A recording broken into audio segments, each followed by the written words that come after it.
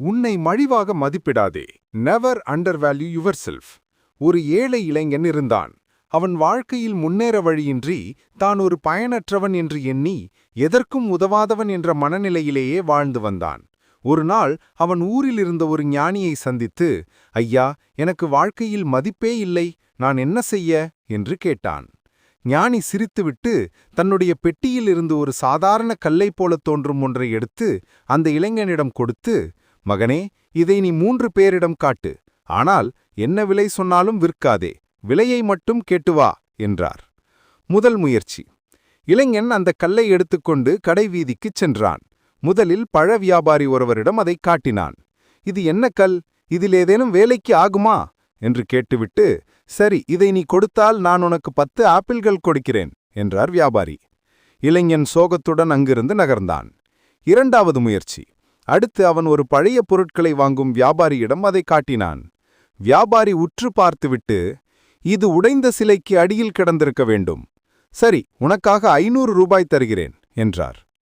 இளைஞன் குழப்பத்துடன் அங்கிருந்து நகர்ந்தான். மூன்றாவது முயற்சி. கடைசியாக அவன் நகரத்தின் மிகப்பெரிய வைர வியாபாரி ஒருவரிடம் அந்த கல்லை காட்டினான்.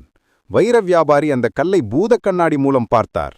சில நிமிடங்கள் பார்த்த பின் ஆச்சரியத்தில் எழுந்து நின்று, அடேடப்பா, இது 1 கோடி ரூபாய் மதிப்புள்ள மிக அரிய நீலவேரமல்லவா? இதை என் வாழ்நாளில் பார்த்ததே இல்லை.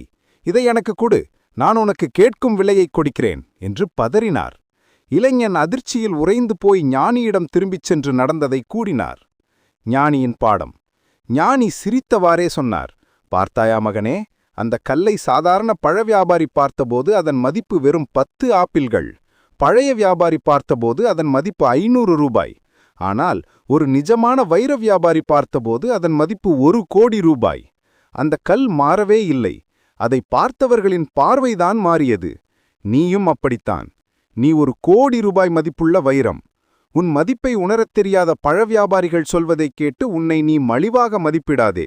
உன்னுடைய உண்மையான மதிப்பும் திறமையும் உனக்குள்ளேயே ஒளிந்திருக்கிறது. அதை நீ உணர்ந்தால் போதும். இந்த வீடியோ பிடித்திருந்தால் லைக் பண்ணுங்கள், ஷேர் பண்ணுங்கள், சப்ஸ்கிரைப் பண்ணுங்கள்.